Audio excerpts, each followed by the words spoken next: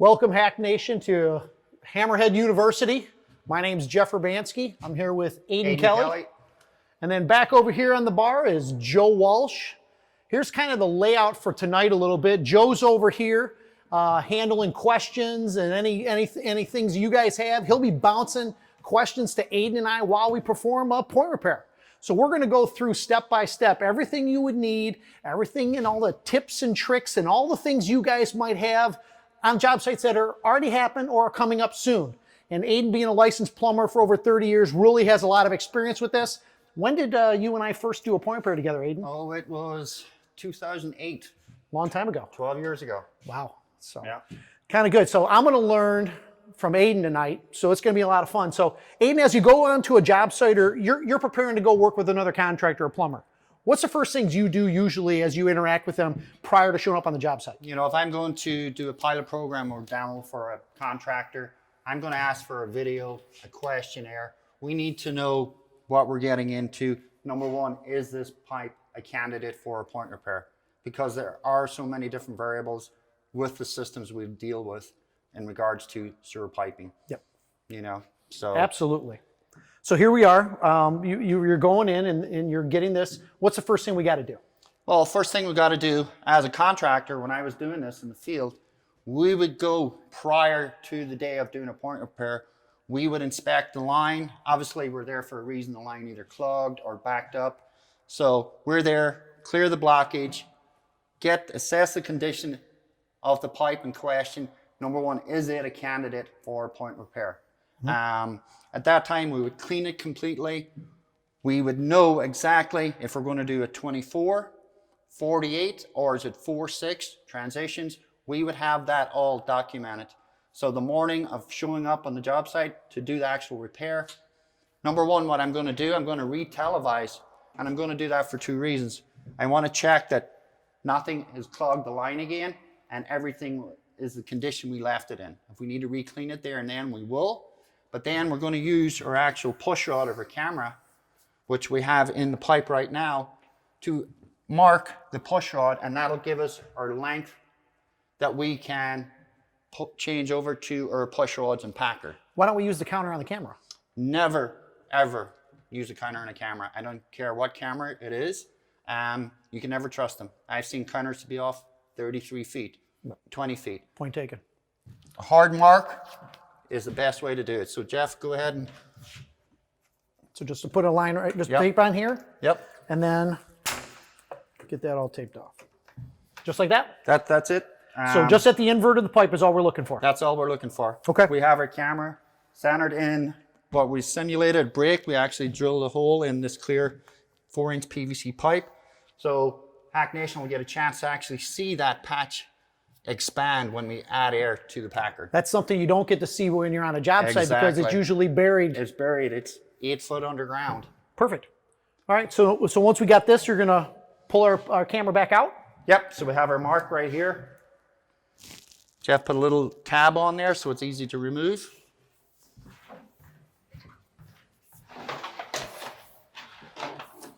So you're just pulling the camera back out, keeping your job site nice and clean and organized. Yep. So we'll leave this in the reel for now.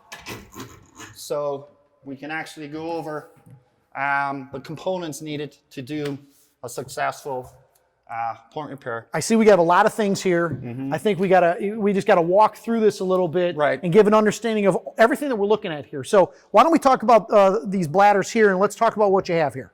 So right here I've got a 3-4 packer for a 24-inch kit. 4 to 6, we can do transitions with this. And this one, the orange stripes, is an elbow packer. This is for 45s and 90s. When this inflates, it inflates like so. Okay. So does it use the same kind of glass that you would for a straight or a transition? No. It uses a different glass. It's woven completely different. Both sides of the seam. It's a biaxial on both sides. So it actually will rotate and form the radius of that fitting that we're preparing. But today we're going to focus on which packer? Today we're going to use the 4-6. Okay, I'll get these out of your way then. Okay. So that's your packer. What's that thing standing up off to the side there? This is your flex connector. A lot of times when you're installing a packer, you're going to be going through fittings. You're going to be going through elbows. As you see, the push rods are not that flexible. So this flex adapter, like so, and it'll flex right in those radius of the bands. That is so you and don't that's put. going to relieve the stress off this, so we don't snap it off. So you want to snap. It just makes your system work that much more efficiently. Yeah. Okay. This wire is going to be for pull rope. We connect this, and as we're pushing in with our push rods, after the patch is complete, we're using the pull rope to remove the packer from the line. Got it. And then you mentioned push rods a minute ago, Aiden. Yes. How does that work? Push rods, they're very flexible other than the ends, so they're rigid enough to actually push that packer from point A to point B. I've actually used 110 feet of these to get a patch in the ground. That's a long distance to push it. Yep. And so then these are put together, and then each of these fittings are taped up? First things first. Okay, let's keep it yep. First things first. We always exercise our equipment. Ah, okay. Now that we know the pipe is clean, we've got our dimension on our camera, the length that we need, we're going to transfer that over to our push rods. But we always test our equipment, especially if it's a new packer. You're going to have to exercise this packer because it has a memory. You want that to expand to get nice and loose. And a lot of contractors don't do that. Okay. I mean, they may think that they're in that line and to say, oh, we put 30 pounds on there. You know what? This hasn't touched the walls of the hose pipe. Therefore, you're going to have a failure. So let's test the equipment. Show me how you do that. Okay.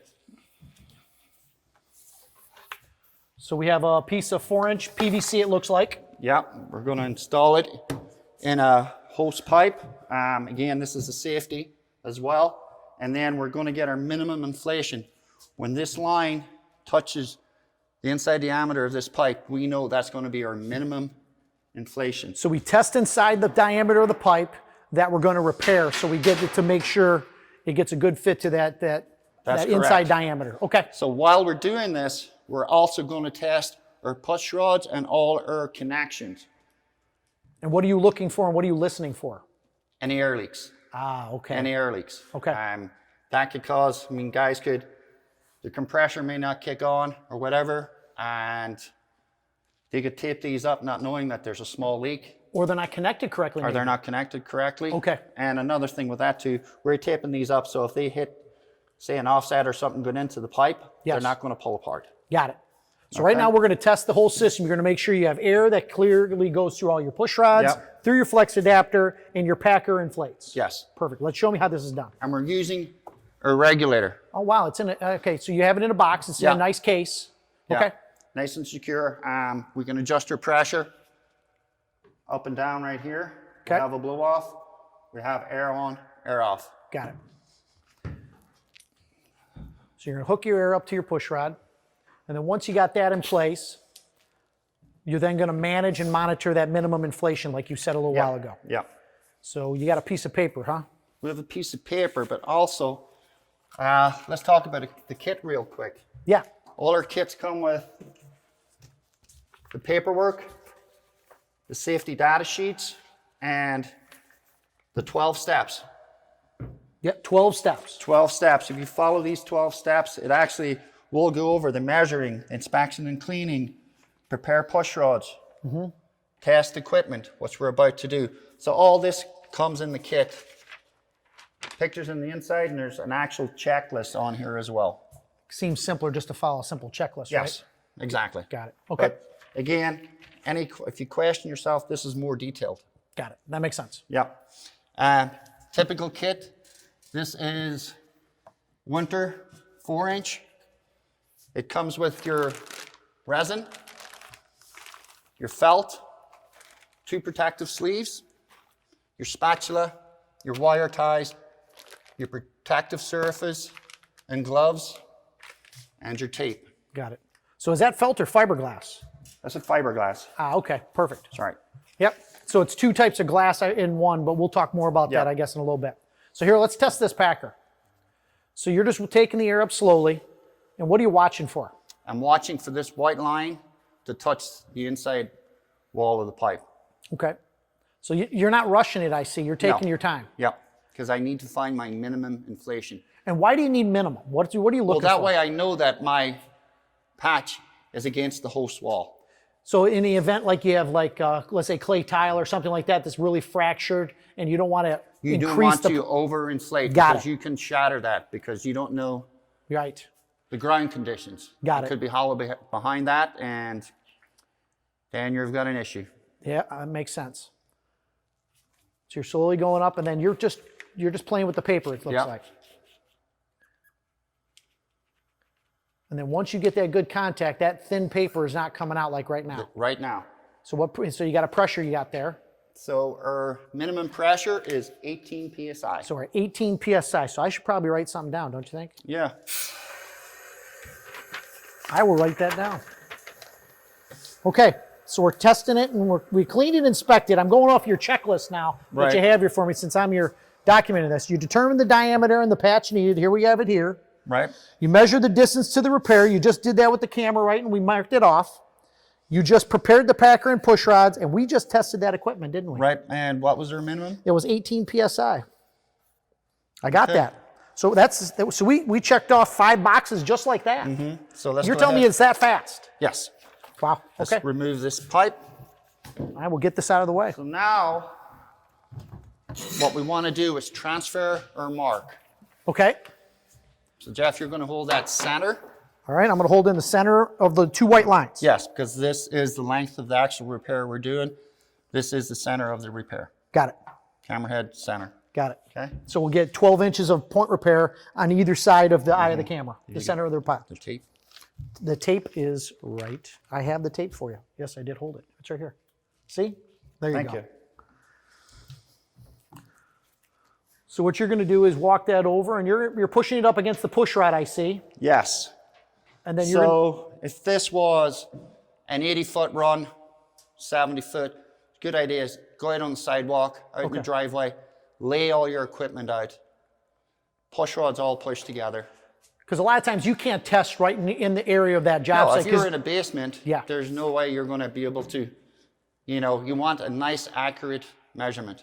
Got it. A good transfer measurement. Yeah, and it probably keeps the home or the business clean that they're working on. Exactly. And just keep all that, any debris that might be on that sewer camera outside. Right, because if you're in a finished basement, you don't want to be covering the whole thing with plastic. Makes sense. So that's our measurement transferred. So you have that transfer. Now what are you doing with the camera at this point? I'm putting it back and out of the way of my work area. So you're going to get this out of the work site. Got it. Yes.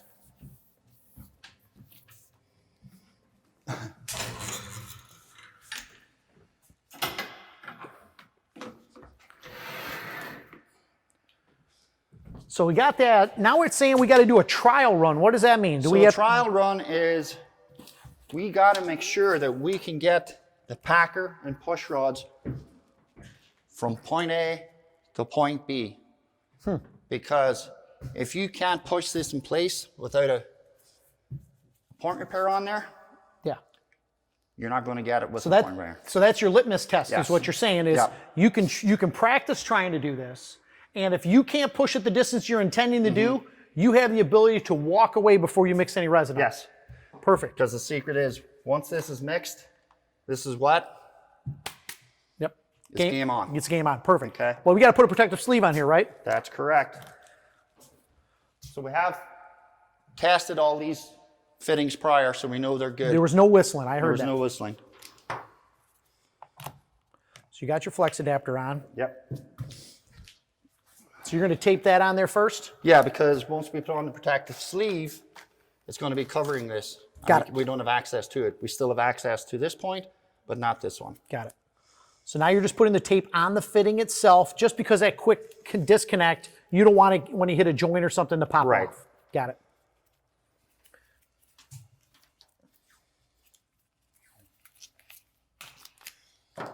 And then you're making a tail again there. Yes. And the reason we make tails on these is for what purpose? Just that way you're not fighting to find the edge and using a knife to cut the tape off. Therefore, you could damage Sharp blades near anything rubber and all that stuff, it's a bad idea. I get it. All right, so here's our protective sleeve. Show me how this works. So you're just sliding it over the packer. And then Aiden, should I keep it in the middle or what am I doing here? No, we're going to expose about 3/4 of an inch. Got it, I got that. And you want it centered? We want it centered. We're going to use the natural fold of the sleeve, and we're going to fold them in the same direction. Got it. Okay? And I see you're taping down several inches down. Yes, because this insert goes down about here, Okay. and we want to keep this nice and tight. Got it. And you're taping right under the rubber, right under the nose of the packer itself. Yes, we're protecting all the rubber because we don't want to get resin on there. Excellent. A little tab on there, Jeff. Ah, so we're making a tab here too. Got it, got it. Okay, what do we do at this end? This end, we're actually just going to crimp it like so. Take your tape, wrap it. Is this loose or tight? Somewhat tight. Got it. Do the same tail? Yes, sir. So perfect, I've done that. But Aiden, don't I have air trapped in here? Well, for the dry run, when we actually go to put a patch on here, or point repair, we're actually going to cut fins here so that air will escape once it inflates. I'm a little too, yeah, okay, I got it. Okay? On a dry run, we're not inflating the packer. I don't want to cut holes in this now because I don't want sewage water Got it. getting on that. Okay. So we probably need to attach our fittings and tape these up? Yes, sir. All right, guys, first question. Ryan Hammonds, is there a recommendation for the size of tape used? This tape comes in all our kits, and 1.5 inch electrical tape, and we just find it's more coverage because it's twice the size of a regular electrical tape. You get more coverage, less tape to deal with. There's also another thing about this tape here, and I recommend it. You want something that can handle colder weather. Maybe, Brian, where you're at in Florida, it might not be something that is necessarily as needed, but when you get those colder applications, you want a tape that adhesion's going to work in colder climates. So just make sure whenever you use that you have a tape that can handle those cold temperatures and have good adhesion. So I see you taping it all up there, Aiden. Yep. There we go. You want me to tape that, Yes, please. that push rod together? Yep. Now, should I go from fitting to fitting? I want to go from fitting to fitting because there's small edges on that stainless. I don't want to catch. So just do revolutions like this. Tab. And I do a tab there. Perfect. All Now right. you got your pull rope.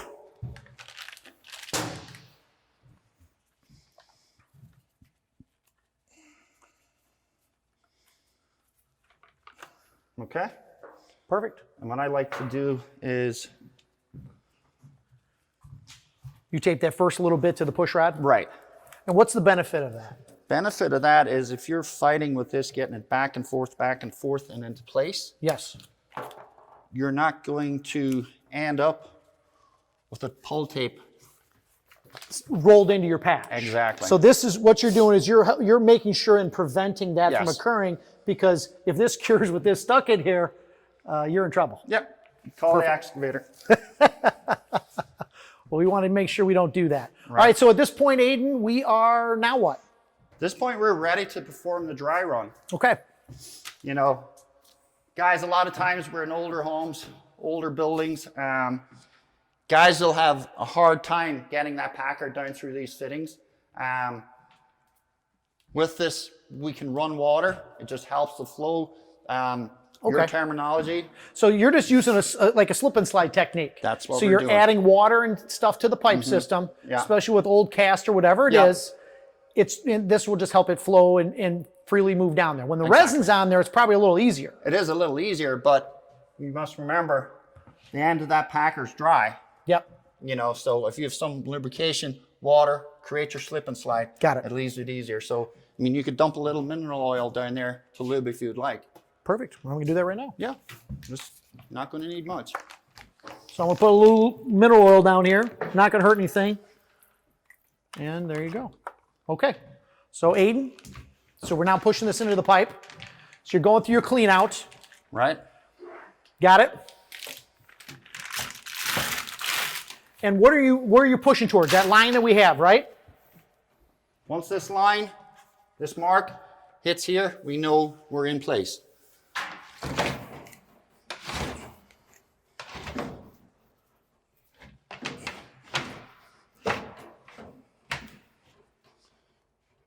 And there we go.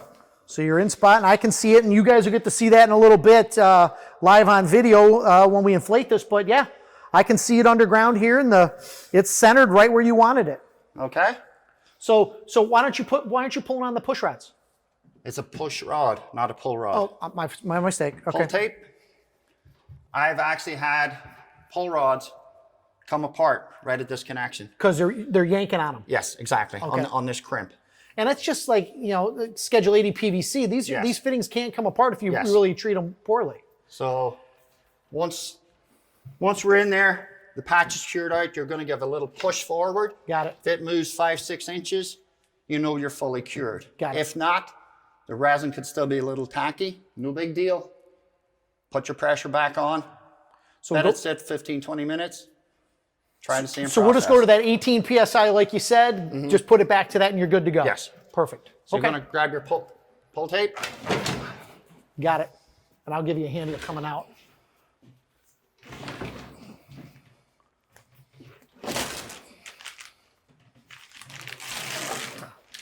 I'm going to walk it this way. Boom, boom, boom. Excellent.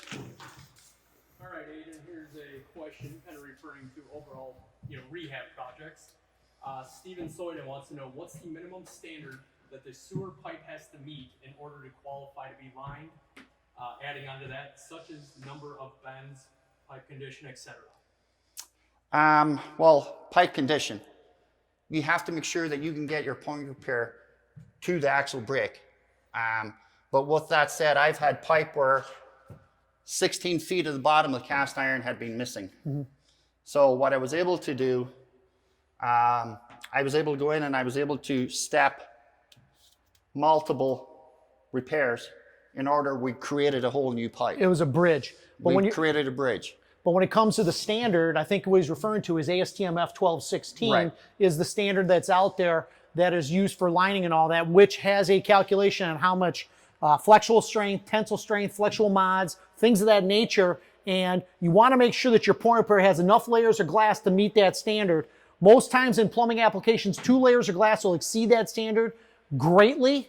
As you get into larger diameter, I know some of the big stuff that we've done, I think you've done up to 56 inch here. Yeah, I've done multiple 56 inch. And based on our engineer doing a design with that, how many layers of glass was that? We ended up with 6 layers because of the depth. We were at 22 foot deep and we were under an intersection. So I guess it depends, and that's the thing that we can help out too. If you do get a project where you need to have a specific design calculation, contact us. We can help you with that and figure out to make sure you get the right number of layers of glass for point repair, or even if your liner thickness needs to be a little greater based on depth and diameter, we can help with that as well. But that's a great question there, Aiden. I think it was really important.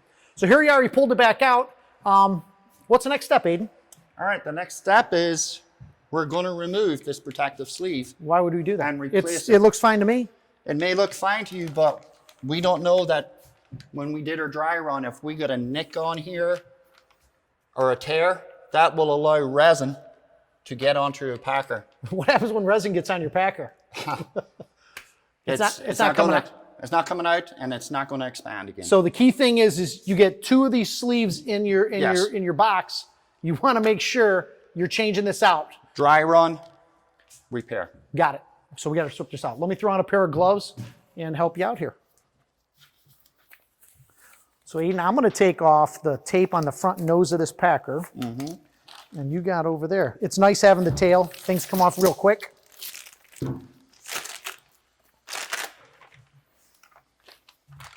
Ready? Yep. So I'm going to throw this in the garbage. Yes.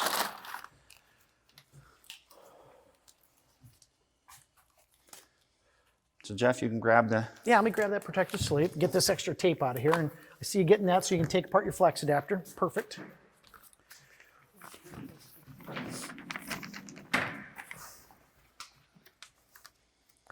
All right.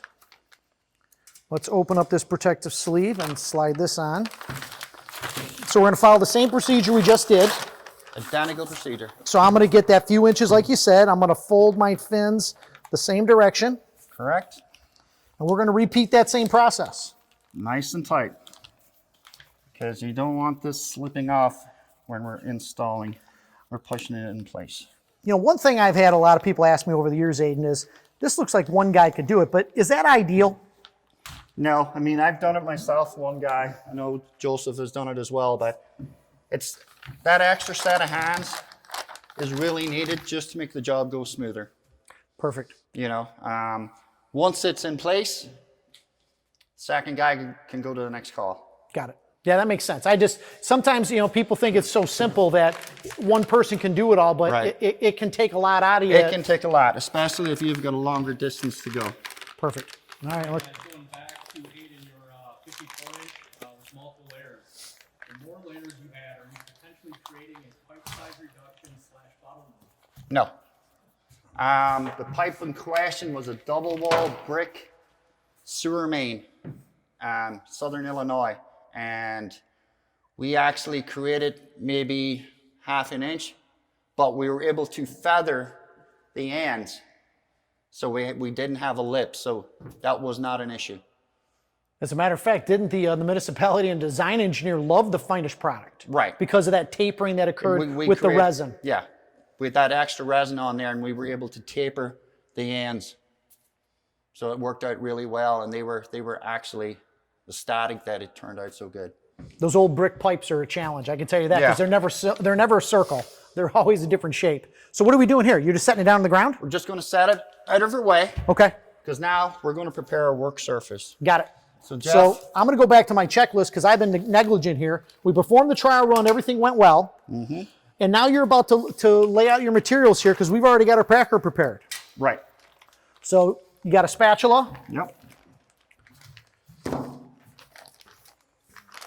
All right, we got tape. I got that. I see we got some wire here. I'm pulling the wire out, and that'll be for securing our fiberglass to our packer. This is our work surface. This looks just about the right size for this fiberglass. Yep.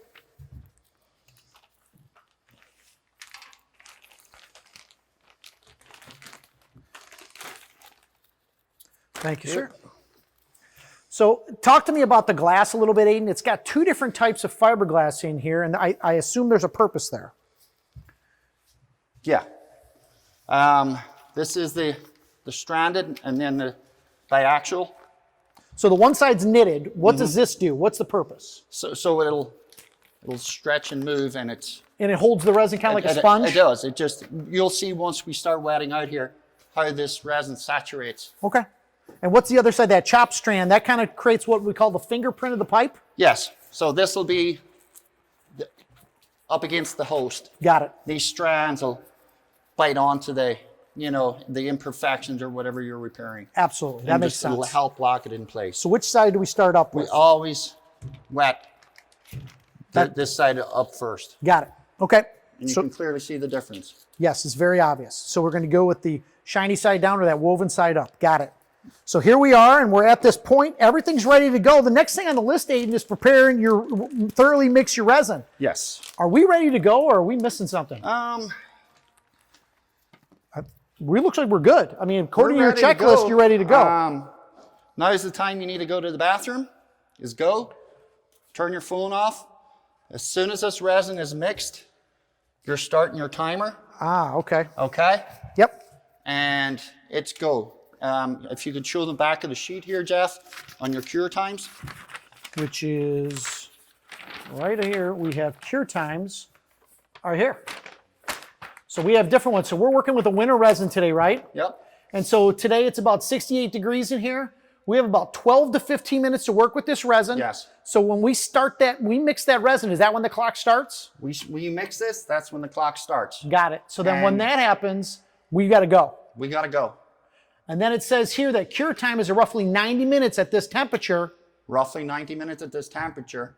But the pipe underground, Yes. depending where you're at, ground temperature could be 58 degrees. If you're in Florida, the pipe's a foot deep, it's going to be 86 degrees. It all depends. So that could either speed up or slow slow down your curing. cure. Exactly. So, okay, so that means you got to be aware, and maybe the resin on your work surface sitting Right. by the invert might help you with to know kind of that rough time. Yeah, exactly. Then again, too, if you go by your work times, if you've got a repair that's 100 feet out, when you do your dry run, I want you to time how long it takes to get from point A to point B. Got it. Because if that's 5 minutes, that's taken away from your work time. That makes sense. So you got to be aware of all your variables, you know. So can we either throw this resin on ice to give more time, or warm it up to speed it up? No, So I'm going to cool it. Got it. We want more work time.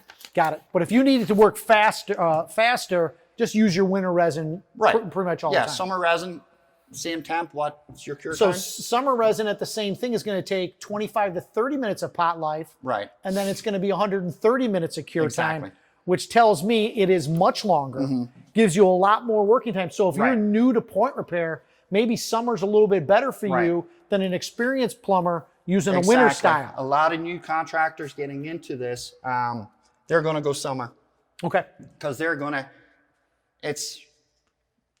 you know, they need that extra time. The more they do it, it's repeatable. They know the steps and they can just go, go, go, go. That makes sense. Okay. So I think we're ready. We're time to mix resin then, right? Yep. Speaking of that, guys, Yeah. why do each of you have 2 pair of gloves on? Ah, good question, Aiden. Why do we need 2 gloves on? Okay, so I'm going to be getting my hands wet because I'm going to wet this out, fold it. I'm actually going to load the packer. Jeff is going to be doing the wire ties. In case Jeff gets any resin on his gloves, we can simply remove the outer pair and we have dry hands again.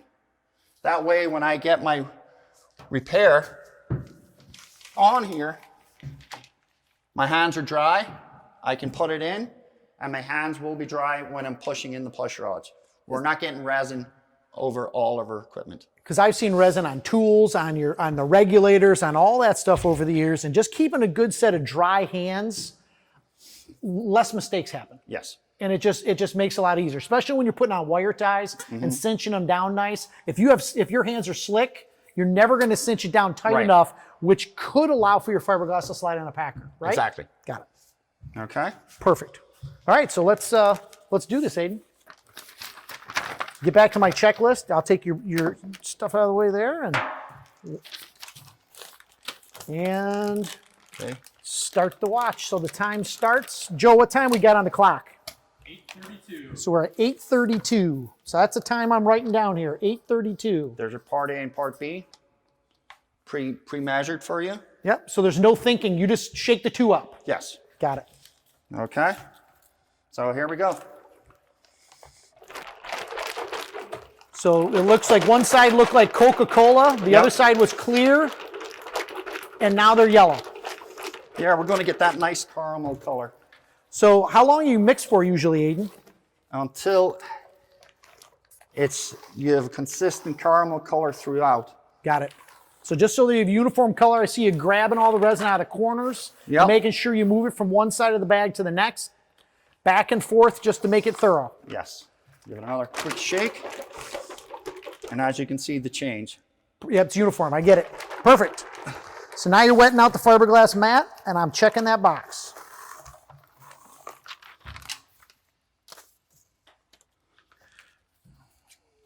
Let me have your tip. Plastic. I'm cleaning up the mess. So you're going to pour out, what, about half of it? Yeah. I'll take the bag from you if you want. Okay. And we'll switch. Okay. So now, all right, when we're wetting out, we're going to be a Zamboni. We're not icing cupcakes here, boys. Aiden, I don't smell anything. Is there any VOCs or styrenes with this style of resin? No. So this is a sodium silicate. It functions a little differently than an epoxy, doesn't it? Yes, it does. So I understand this reacts in the presence of water. So in essence, water helps it cure and helps it react a little quicker and cure a little faster. Yes, correct. Now I'm watching and looking at the fiberglass. I see you got a uniform color. Now you're flipping it over. Okay. And you see a lot of it in the middle where you poured that resin. Yeah, you can see saturation. You can see the full saturation there almost. So now you're going to pull out, I mean, it looks like you got plenty of resin. Yeah.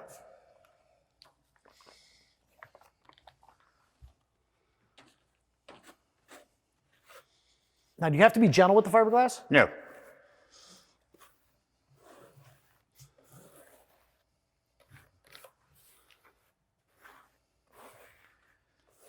All right, so you're getting a uniform color, real nice and easy, no stress here at all.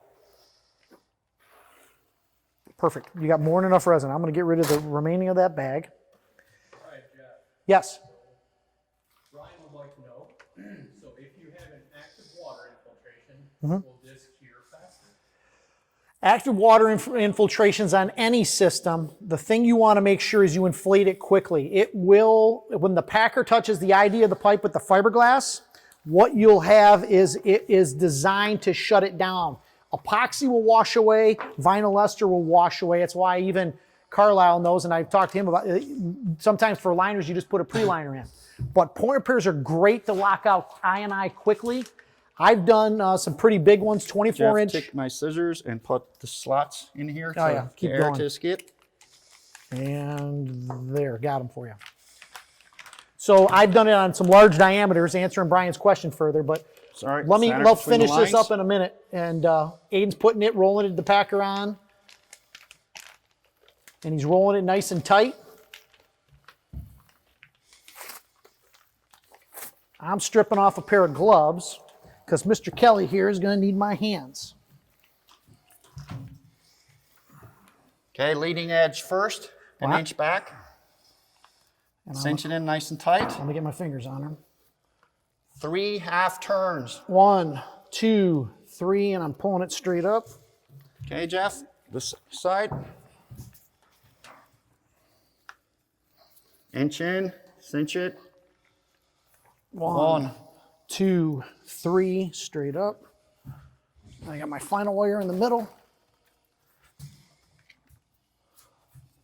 And you can see I wrap my fingers around the wire to get me so I can cinch it down to get my 3 half turns. And Aiden, you see he's got resin on his hands. I got dry hands here, which is exactly what I want. The other thing I think you got to really talk about, Aiden, here is you don't want to cut where the twist is. No, you want to cut like a 1/4 inch up from the twist. And you want to make sure you cut these off because some contractors have just folded them over.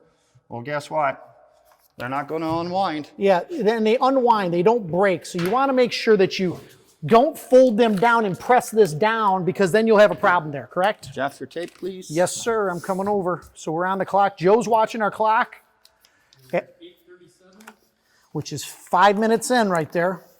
All right, Aiden, question. Will the packer fit down a dandy cleanup? What is a dandy cleanup? And where is this guy from? All right, Jeff. Tape on their line. We in place? Okay, We good? Everything ready? everything's ready. Well, hold on. As we do this, we're going to walk over to this invert. But what I want to get is I want to get our cameraman, Jason. Okay. Jason, come on down from the ladder so we can get everyone on Hacks can get a real bird's eye view of what's about to take place from what's happening right here on the job site. So give Jason a chance to walk around. Jeff, I want you at that end. So Yes, sir. I can help you here. Fire sprinkler. I am here. And as you can see, I'm holding it on the dry end. I'm not gripping the patch because you could actually push resin out if you put too much of a grip on there. Then you're going to transfer that resin to your dry equipment, push rods and what have you.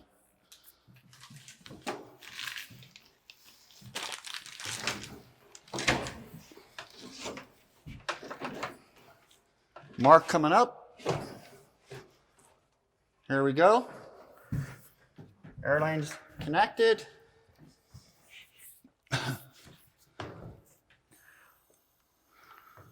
So Aiden, you're inverting. I can see you're using air to it, and I can see the wires are unraveling already, and the fiberglass is unraveling before our eyes in that clear pipe under our platform.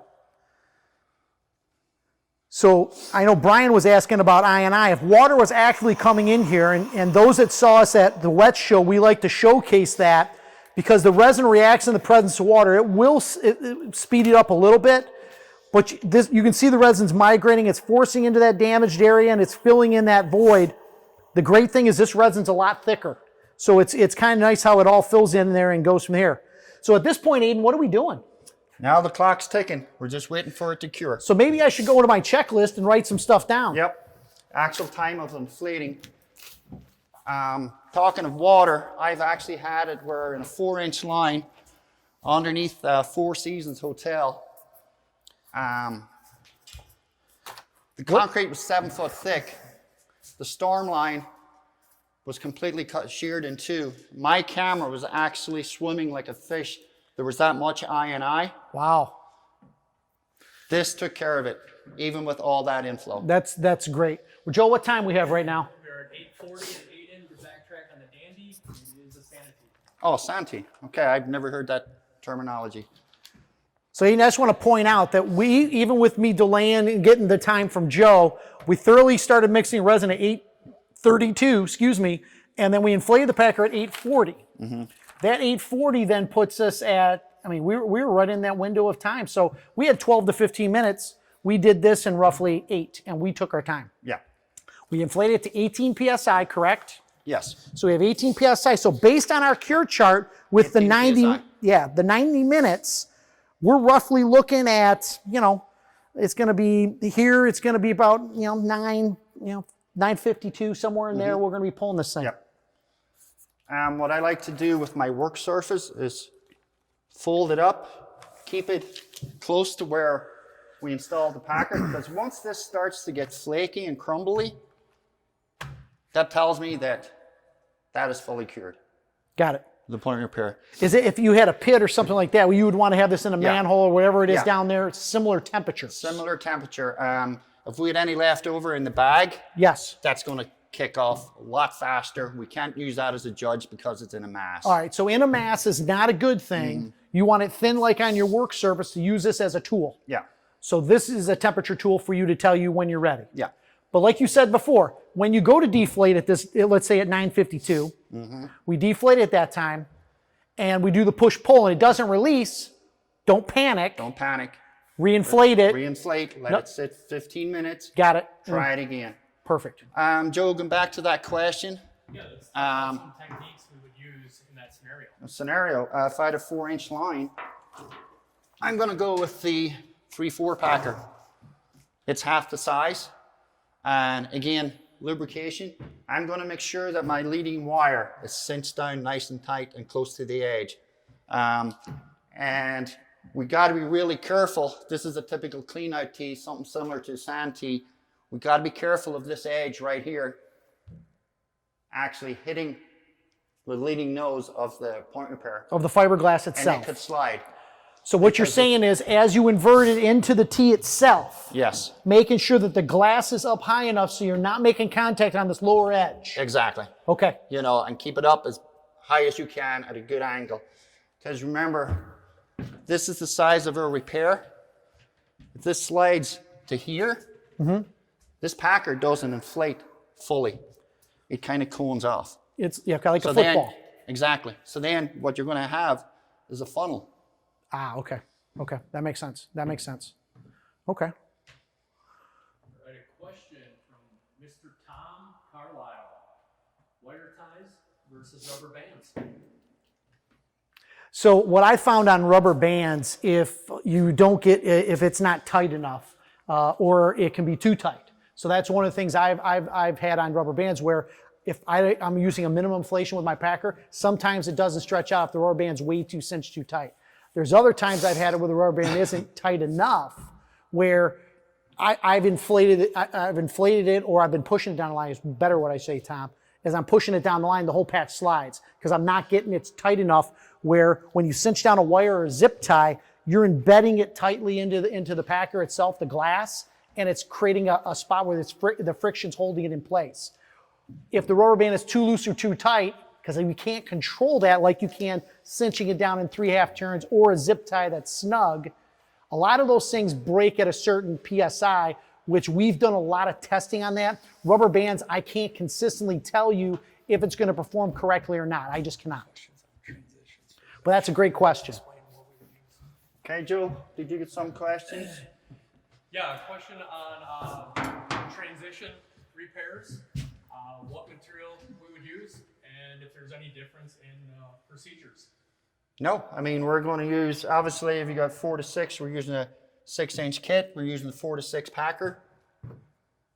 So you would use a 6-inch kit, 4 to 6 packer, and you would put the 6-inch sleeve on it. Yep. And it would perform the exact same way. Exact same thing as we see here right in front of us. Yep. I don't know if you can get a good view down there, Jason. It's got a nice transition. And even spanned a gap. Yes. And it held the clay pipe together. It adhered to it. Yeah. And again, we were careful because overpressurizing, you could just shatter this. We have had guys blow apart concrete pipe. And they probably damaged their packer in the same breath. Well, they blew their packer. So now they're buying more equipment again. Now they're buying more equipment. Not only that, they have to pay another contractor to go in with robotics to try and remove it because their kit cured around the failed packer. That makes sense. Stuck in concrete, busted pipe. That's not fun at all. No. We want to avoid those problems like that. I understand that completely. And again, we're always going to monitor our pressure to verify that we're maintaining our minimum that we set it at. Okay. You're not going to run to the store. You're going to leave someone on site. Anything can happen. You could lose power. Compressor doesn't kick on. If you do have a small leak, there's just simple things, but it's always recommend someone is sitting here babysitting. Got it.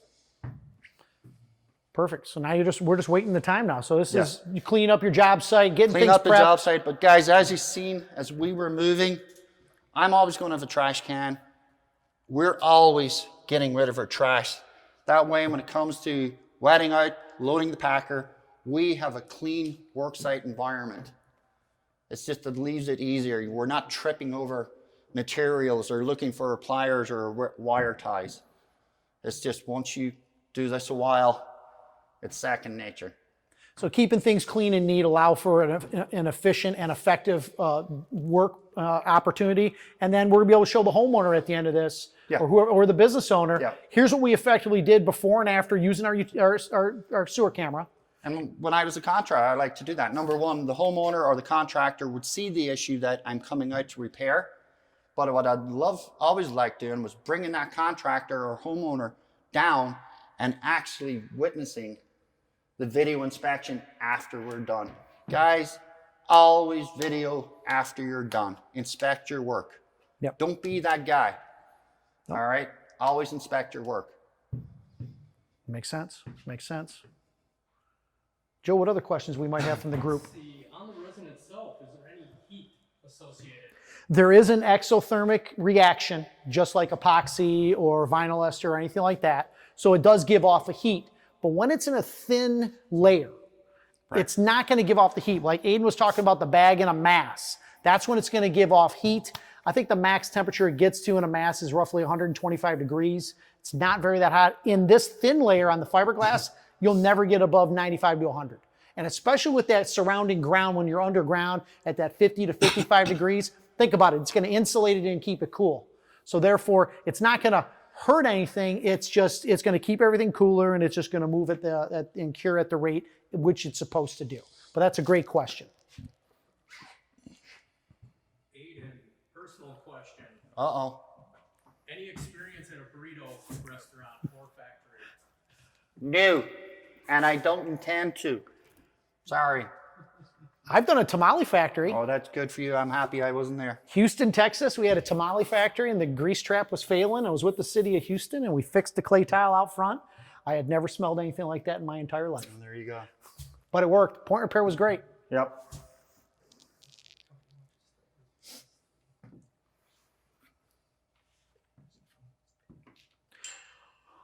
Well, I think with that, any last questions there, Joe?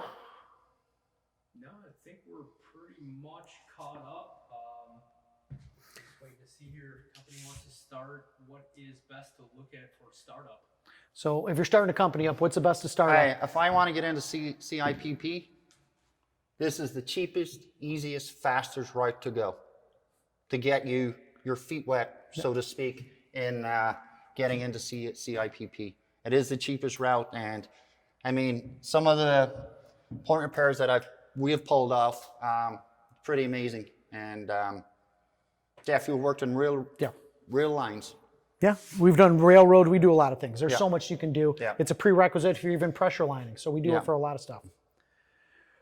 Well, guys, as other questions come in, Joe will be answering them and all that stuff. We're excited, and first wanted to say thank you to everyone at Hacks. Appreciate you guys being that front line that's working through this crisis of COVID-19 and making sure you're out there front and center. Wish we were right now in St. Pete's with all you guys, enjoying the Hacks. We're going to do the same kind of thing in September with the group, and we'll be doing some blue light. Aiden will be doing blue light. We'll have Mark Maxwell doing a PB30 demonstration and training there, and we'll do some point repairs for everybody as well. But until that time, everyone stay safe. Thank you for tuning in to us today, and Hammerhead University is here for you guys. Take care, Hacks. Thank you.